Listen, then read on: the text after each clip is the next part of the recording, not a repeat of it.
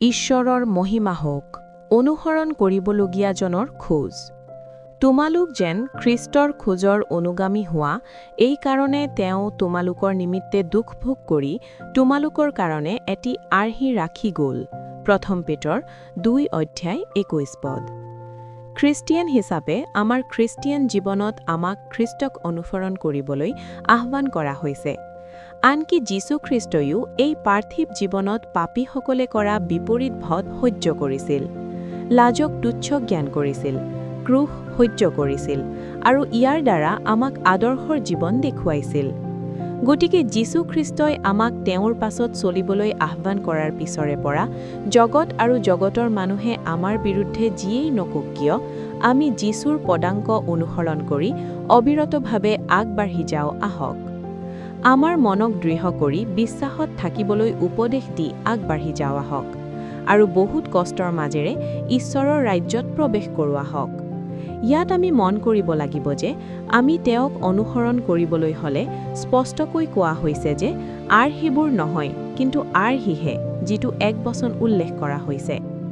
আমি মাত্ৰ এটা আৰ্হি পাইছোঁ আৰু অনুসৰণ কৰাৰ এটা উপায়হে পাইছোঁ।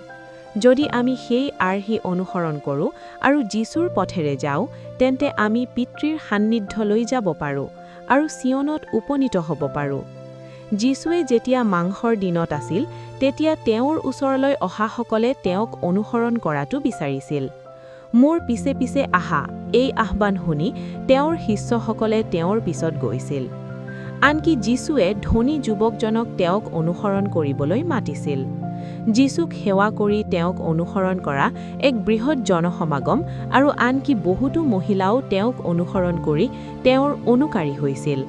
গতিকে আহক, আমিও নিষ্ঠাৰে আৰ্হি অনুসৰণ কৰোঁ, যাৰ দ্বাৰা যীশুক অনুসৰণ কৰিব পাৰোঁ। যেতিয়া আমি যীশুক অনুসৰণ কৰা বিষয়টোৰ প্ৰতি গুৰুত্ব দিওঁ, তেতিয়া ভাল মেৰপালকৰ সকলো মেৰেই যীশুৰ মাত শুনি যীশুক অনুসৰণ কৰে। এই জাকৰ নোহোৱা আন কিছুমান মেৰ আছিল, যিবোৰেও যীশুৰ মাত শুনি তেওঁৰ পিছত আহিছিল। যীশুৱে তেওঁলোককো নেতৃত্ব দিছিল। গতিকে আমি আৰ্হি হিচাপে ৰখা উচিত খোজবোৰ হৈছে যীশুক অনুসৰণ কৰিব বিচৰা যিকোনো ব্যক্তিৰ বাবে তেওঁৰ মাত শুনা। গতিকে যীশুক অনুসৰণ কৰাৰ স্পষ্টতা হৈছে যীশুৰ মাত শুনা আৰু তেওঁৰ বাক্য অনুসৰি জীয়াই থকা। এইটো সঁচা যে যীশুৱে আজ্ঞা দিয়া কামৰ বাহিৰে আন কোনো কাম ঈশ্বৰৰ ৰাজ্যৰ বাবে যোগ্য নহয়। আনকি যীশুৱেও নিজৰ কোনো কাম কৰা নাছিল, কিন্তু পিতৃয়ে যি শিকাইছিল আৰু পিতৃয়ে যি দেখুৱাইছিল সেই অনুসৰি যীশুৱে কাম কৰিছিল। ইয়াৰ দ্বাৰা আমি প্ৰভুৰ অনুগামী হওঁ, যিহেতু আমি পবিত্ৰ আত্মাৰ আনন্দৰে বহু দুখ বাক্য গ্ৰহণ কৰিলোঁ।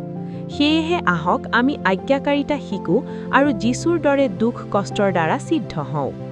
ধন্য সেইসকল যিসকলে তেওঁৰ বাক্য শুনিবলৈ দুৱাৰৰ ওচৰত দিনেই দিনে পৰ দিয়ে আৰু তেওঁৰ দুৱাৰৰ খুঁটিৰ গুৰে বাট চাই থাকে আৰু তেওঁৰ পথত খোজ কাঢ়ে। যেতিয়া আমি আন ধৰণে চিন্তা কৰোঁ যে দৈনিক ৰাতিপুৱা ঈশ্বৰৰ সান্নিধ্যত বহি যীশুক আমাৰ প্ৰভু বুলি স্বীকাৰ কৰোঁ আৰু তেওঁৰ ইচ্ছা পালন কৰিবলৈ শিকাবলৈ প্ৰাৰ্থনা কৰোঁ, যাৰ ফলত ঈশ্বৰৰ ইচ্ছাৰ বাবে নিজকে সমৰ্পণ কৰোঁ, পবিত্ৰ আত্মাই আমাক সকলো সত্যলৈ পৰিচালিত কৰিব আৰু আমাক সততাৰ দেশলৈ লৈ যাব। যীশুক অনুসৰণ কৰা শিষ্যসকলে কৈছে যে তেওঁলোকে সকলো এৰি যীশুক অনুসৰণ কৰিলে। আনকি যীশুৱেও স্পষ্টকৈ কৈছে যে যিসকলে নিজৰ সকলো ত্যাগ নকৰে তেওঁ তেওঁৰ শিষ্য হ'ব নোৱাৰে। গতিকে যিকোনো ব্যক্তিয়ে যীশুক অনুসৰণ কৰিব বিচাৰে, তেওঁ যীশুৰ স্বাৰ্থত আৰু শুভবাৰ্তাৰ স্বাৰ্থত সকলো পৰিত্যাগ কৰিবলৈ সাজু হ'ব লাগিব। যীশুৱে সৰূপে কৈছে, কাৰণ এনেসকলে এতিয়া এই জগতত অত্যাচাৰৰ সৈতে আৰু আহিবলগীয়া জগতত শতগুণ লাভ কৰিব। গতিকে পৰিত্যাগ কৰা বাবে হোৱা দুখ আমি সহ্য কৰোঁ আৰু আমাৰ যীশুক অনুসৰণ কৰোঁ আহক। ইয়াৰ উপৰিও যীশুৱে কৈছিল যে যদি কোনোৱে মোক অনুসৰণ কৰিবলৈ ইচ্ছা কৰে, তেন্তে তেওঁ নিজকে দমন কৰক আৰু ক্ৰুচ তুলি মোক অনুসৰণ কৰক। যদি কোনোৱে নিজৰ জীৱনক ঘৃণা নকৰে, তেন্তে তেওঁ যীশুৰ শিষ্য হ'ব নোৱাৰে। পাচনি পৌলে কৈছে যে তেওঁ নিজৰ জীৱনক নিজৰ বাবে প্ৰিয় বুলি গণ্য নকৰে। গতিকে আমি যীশুৰ লগত কাৰাগাৰলৈ যাবলৈ আৰু মৃত্যুবৰণৰ হ'বলৈও সাজু থাকোঁ। কেৱল সেয়াই নহয়, আমি আমাৰ ক্ৰুচ কঢ়িয়াই নিব লাগিব আৰু তাৰ পিছত অকৰিয়া আমি যীশুক অনুসৰণ কৰিব লাগিব। যীশুৰ জীৱনত তেওঁক পাপৰ প্ৰায়শ্চিত্ত হিচাপে দান কৰা হৈছিল, পিতৃ আঘাত কৰোঁতে সন্তুষ্ট হৈছিল, যিটো আছিল যীশুৰ ক্ৰুচত হোৱা দুখ কষ্ট। গতিকে আমাৰ জীৱনতো আমি কওঁ, মোৰ নিজৰ ইচ্ছাৰে নহয়, কিন্তু ঈশ্বৰৰ ইচ্ছাৰ বাবে নিজকে সমৰ্পণ কৰোঁ। গতিকে আমি নিজৰ ক্ৰুচ কঢ়িয়াই লৈ যাওঁ, যিটো হৈছে আমাৰ প্ৰভুৱে আমাৰ বাবে অনুমতি দিয়া দোষ। আমাৰ নিজৰ বাবে হঠ হৈ যীশুৰ লগত নিজকে অস্বীকাৰ কৰি যীশুক ক্ৰুচত দিয়াৰ দৰে কওঁ, মই নহয়, কিন্তু খ্ৰীষ্টহে মোত বাস কৰে, যাৰ ফলত আমি আমাৰ প্ৰভুৰ পিছত যাব পাৰোঁ। আমি পঢ়োঁ, যিহেতু যীশু জগতৰ পোহৰ, তেওঁক অনুসৰণ কৰাজনে আন্ধাৰত নাথাকিব, কিন্তু জীৱনৰ পোহৰ পাব। আগতে আমি আন্ধাৰত আছিলোঁ, কিন্তু এতিয়া খ্ৰীষ্টত আমি পোহৰ হৈ পৰিছোঁ। গতিকে আহক, আমি ঈশ্বৰক সন্তুষ্ট কৰা বিষয়টো বিশ্লেষণ কৰি পোহৰত থকাসকলৰ দৰে চলা হওক। পোহৰৰ ফল সকলো মংগল আৰু ধাৰ্মিকতা আৰু সত্যত থাকে। গতিকে অন্ধকাৰৰ অফল কৰ্মৰ লগত আমি কোনো সহভাগিতা নকৰা হওক। আহক, ঈশ্বৰৰ আজ্ঞাৰ দ্বাৰা যীশুৱে যেনেকৈ আমাক বহুতো ভাল কাম দেখুৱাই, আমিও ঈশ্বৰৰ বাক্য অনুসৰে ভাল কাম কৰোঁ।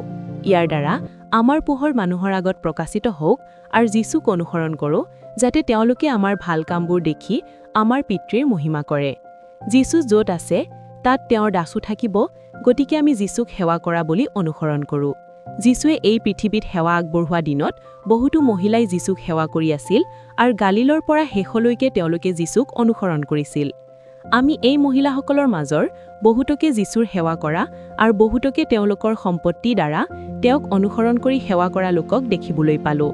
যীশুৱে সঁচাকৈয়ে কৈছিল যে, যিজনে এই সৰু ল'ৰা-ছোৱালীবোৰৰ মাজৰ কোনোৱে মোৰ নামেৰে এবাটি ঠাণ্ডা পানী দিব, তেওঁ কোনো কাৰণতে নিজৰ পুৰস্কাৰ হেৰুৱাব নোৱাৰে।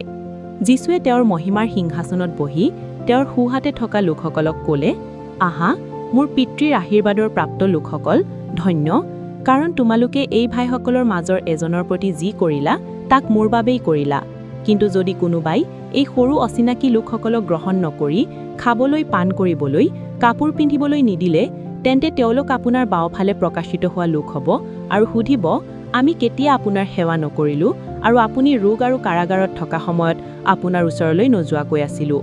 এতেকে আমাৰ ধন সম্পত্তিৰে অধাৰ্মিকতাৰ ধনেৰে বন্ধুত্ব গঢ়ি নুঠুলোৱা হওক, যাতে আমি যীশুৰ সৰু ভাইসকলৰ সেৱা কৰিবলৈ মন থকাসকলৰ দৰে পৰিৱৰ্তিত হওঁ। ইয়াৰ দ্বাৰা আমি চিৰন্তন বাসস্থানত গ্ৰহণ কৰা হ'ম, যাতে যীশু য'ত আছে আমিও তাত থাকিব পাৰোঁ, যেতিয়া আমাৰ যীশুৱে আমাক তেওঁৰ ওচৰলৈ গোটাবলৈ পুনৰ আহিব। যীশুৱে মৃত্যুবৰণ কৰি পুনৰ উত্থান হ'ল আৰু তেওঁ আগতে য'ত আছিল তালৈকে ওপৰলৈ উঠি গ'ল, তেওঁৰ পিতৃ আৰু আমাৰ পিতৃৰ ওচৰলৈ, আৰু তেওঁৰ ঈশ্বৰ আৰু আমাৰ ঈশ্বৰৰ ওচৰলৈ যীশুৱে আৰোহণ কৰিলে।